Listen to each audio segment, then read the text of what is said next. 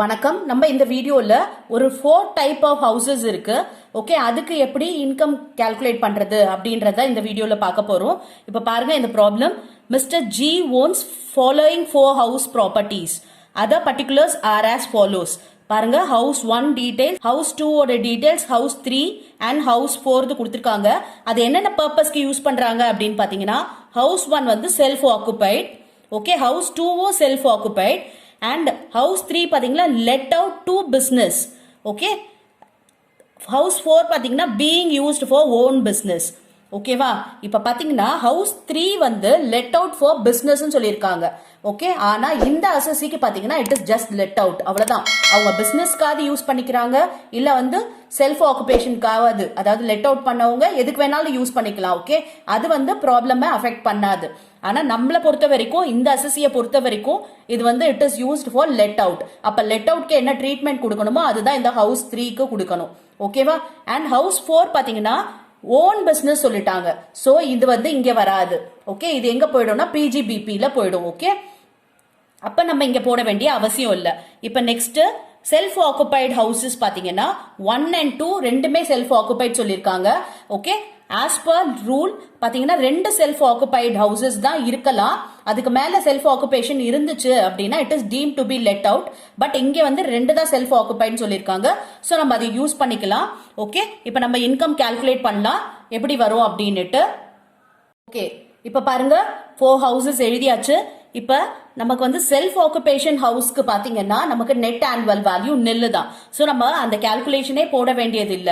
டைரக்டாவே நம்ம என்ன சொல்லிட்டா என்ஏவி ஹவுஸ் 1க்கோ ஹவுஸ் 2க்கோ நில்லுன்னு சொல்லிடலாம். இப்ப நம்ம லெட் அவுட் ஹவுஸ்க்கு போடலாம். முனிசிபல் வேல்யூவேஷன் பாருங்க. Okay, municipal value house property 3க்கு 70,000.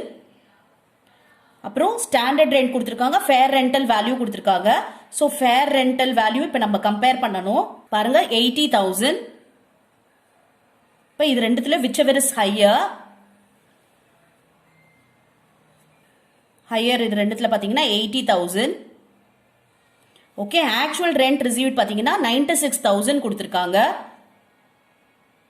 அதுக்கு முன்னாடி நம்ம ஸ்டாண்டர்ட் ரெண்டோட கம்பேர் பண்ணணும்.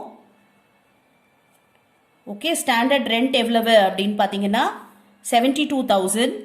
ஸோ இது ரெண்டுத்துல whichever is லோவா பார்க்கணும். பாத்தீங்கன்னா 72,000 தான் லோவா. அண்ட் இப்ப ஆக்சுவல் ரெண்டோட கம்பேர் பண்ணலாம். ஓகே, ஆனா ஆக்சுவல் ரெண்டோட கம்பேர் பண்றதுக்கு முன்னாடி நம்ம அன்ரியலைஸ்ட் ரெண்ட் ஏதாவது இருக்கான்னு பார்க்கலாம். பாருங்க, ஆக்சுவல் ரெண்ட் 96,000 சொல்லியிருக்காங்க. அதுக்கப்புறம் பாத்தீங்கன்னா வேகன்சி இருக்கு அண்ட் அன்ரியலைஸ்ட் ரெண்டும் இருக்கு, 16,000 அன்ரியலைஸ்ட் ரெண்ட். அப்ப நம்ம இந்த ஆக்சுவல் ரெண்ட் போடுறதுக்கு முன்னாடியே நம்ம இந்த அன்ரியலைஸ்ட் ரெண்ட்டை மைனஸ் பண்ணணும். அப்ப ரெண்ட் ரிசீவ் பாருங்க 96,000. அப்ப அன்ரியலைஸ்ட் ரெண்ட் ஒரு 16,000. 96ல இருந்து 16,000 மைனஸ் பண்ணோம் அப்படின்னா நமக்கு 80,000 வருது. ஓகே, இப்ப இதுல whichever is higher. புரியுதா? இந்த 96,000ல இருந்து இந்த அன்ரியலைஸ்ட் ரெண்ட் 16,000 மைனஸ் பண்ணிருக்கோம். 96 மைனஸ் 16,000 அதான் நம்ம ஆக்சுவல் ரெண்ட்னு போடணும். ஓகே, இதுல whichever is higherனா 80,000 தான் ஹையர். இப்ப ஆனுவல் ரெண்டல் வேல்யூ என்னன்னு பாத்தீங்கன்னா 86,000 ARV. இப்ப இதுல இருந்து நம்ம லாஸ் டியூ டு வேகன்சியை மைனஸ் பண்ண போறோம். Okay, loss due to vacancy. Okay, இதுல பாத்தீங்கன்னா எத்தனை மந்த்ஸ் வேகண்டா இருக்கு அப்படின்னு பாத்தீங்கன்னா 1 மந்த் வந்து வேகண்டா இருக்குன்னு சொல்லியிருக்காங்க. ஓகே, அப்ப அந்த 1 மந்த்துக்கு ரெண்ட் என்ன அப்படின்றத கால்குலேட் பண்ணலாம். மீதி எல்லாம் வந்து per annumக்கு கொடுத்திருக்காங்க இல்லையா? அப்ப 96,000ன்றது ஒரு வருஷத்துக்கான ரெண்ட்.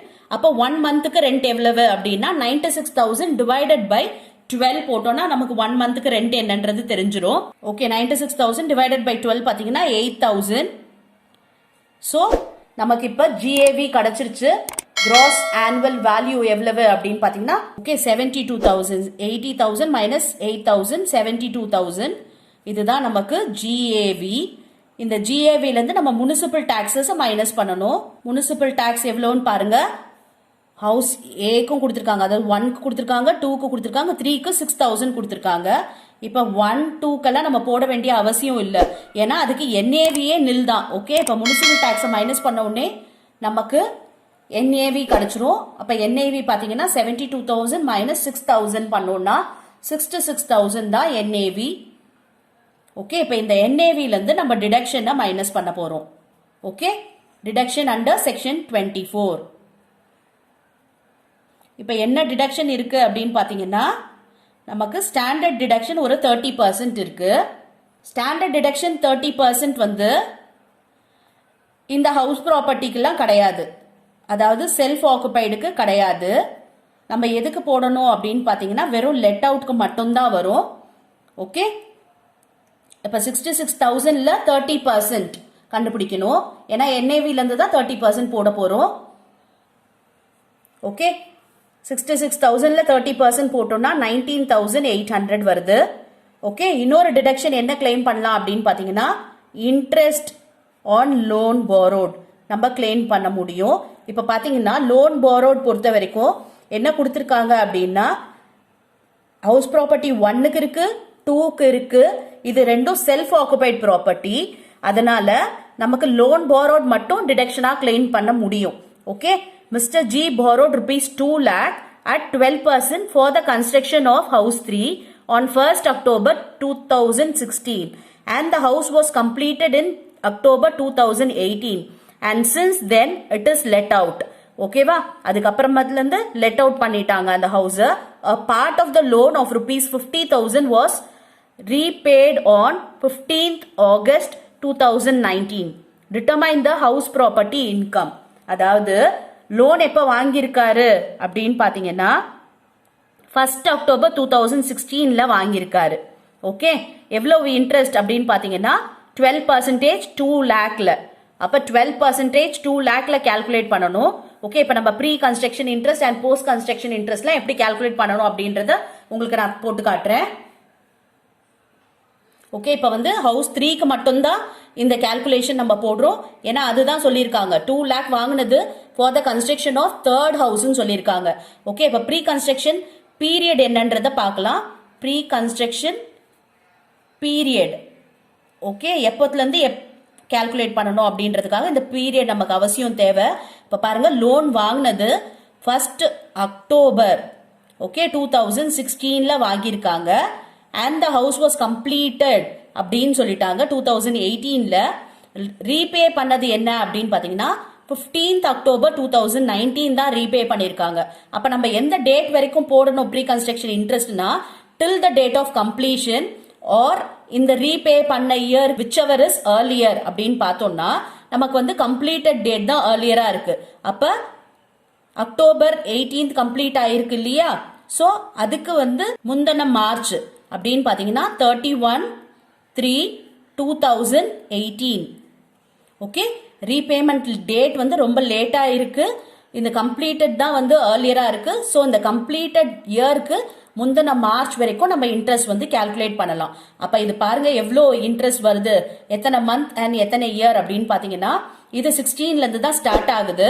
அப்ப 1/10/2016ல இருந்து 31/3/2017 வரைக்கும் ஒரு இன்ட்ரெஸ்ட், அதாவது 10th மந்த்ல இருந்து. அப்ப 10, 11, 12, 1, 2, 3 6 மந்த்ஸ்க்கு வரும். ஓகேவா?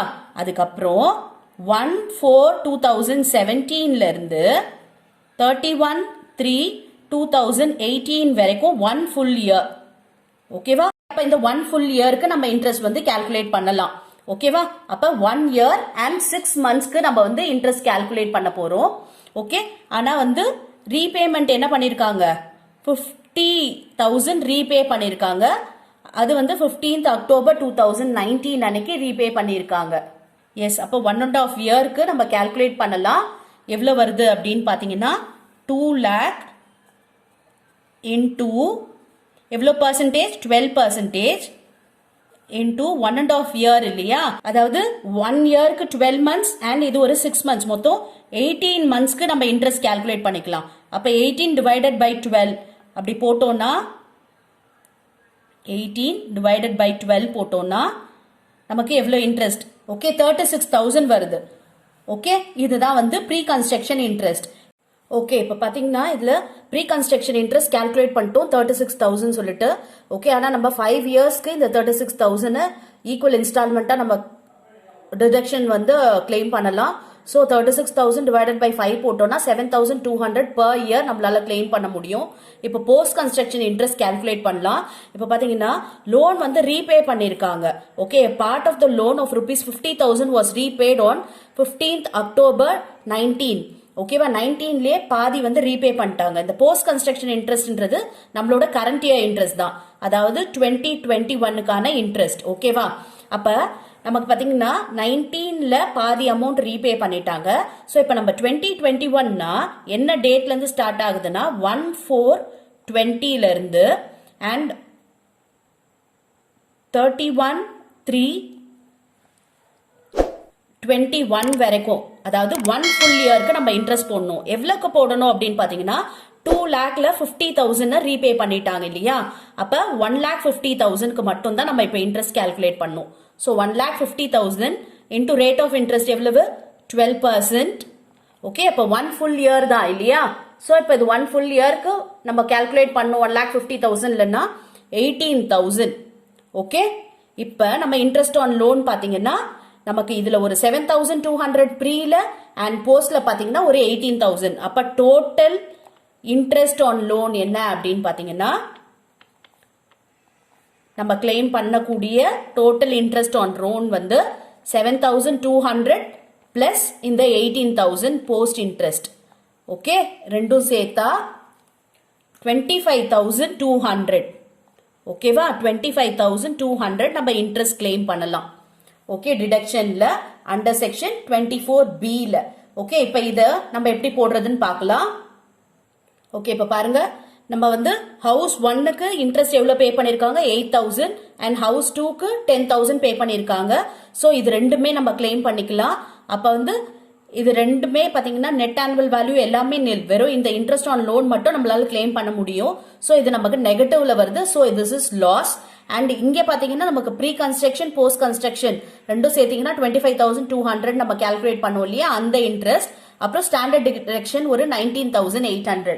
அப்ப நம்ம 66,000ல இருந்து 19,800யும் 25,200யும் நம்ம சப்ராக்ட் பண்ண போறோம்.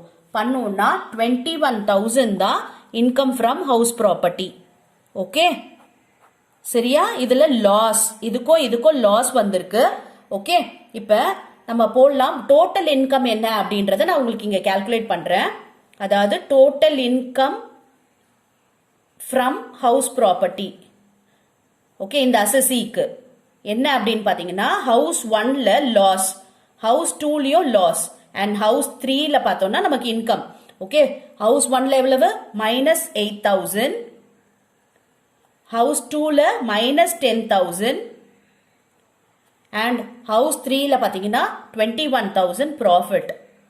அப்ப இந்த இன்கம் ஃப்ரம் ஹவுஸ் ப்ராப்பர்ட்டி இந்த 3 ஹவுஸ்க்கும் சேர்த்து என்ன வருது அப்படின்னு பாத்தீங்கன்னா 3,000 ப்ராஃபிட் வருது. ஓகே, அப்ப இன்கம் வந்து income from house property is 3,000. Okay, house போற பத்தி நம்ம பேசவே வேண்டாம், ஏன்னா அது பிஜிபிபில வரப்போகுது. அதனாலதான் நம்ம 1, 2, 3ன்னு 3 ஹவுஸை மட்டும் நம்ம கான்சென்ட்ரேட் பண்றோம். ஓகேவா, இப்ப உங்களுக்கு புரிஞ்சிருக்கும்னு நினைக்கிறேன். 3 ஹவுசஸ் கொடுத்தாலும் சரி, 4 ஹவுஸ் கொடுத்தாலும் சரி, 2 ஹவுசஸ் செல்ஃப் ஆக்குபைடா கொடுத்துட்டு அண்ட் மீதி ஏதாவது செல்ஃப் ஆக்குபைட் இருந்ததுன்னா அதை நம்ம டீம் டு பி லெட் அவுட்னு சொல்லிட்டு லெட் அவுட்க்கு என்னென்ன ட்ரீட்மெண்ட் கொடுக்கணுமோ அந்த ட்ரீட்மெண்ட் எல்லாம் கொடுக்கணும். அண்ட் லெட் அவுட் எப்படி கால்குலேட் பண்ணணுன்றதெல்லாம் உங்களுக்கு தெரியும் இல்லையா. அண்ட் பிஜிபிபி ஏதாவது இருந்துச்சுன்னா அது வந்து நம்ம இங்க ஹவுஸ் ப்ராப்பர்ட்டி இன்கம்ல கால்குலேட் பண்ணக்கூடாது. ஓகேவா, இப்போ உங்களுக்கு தெளிவா புரிஞ்சிருக்கும்னு நினைக்கிறேன். எஸ், நம்ம அடுத்த வீடியோல வேற ஒரு ப்ராப்ளம் பார்க்கலாம். Thank you for your patient listening.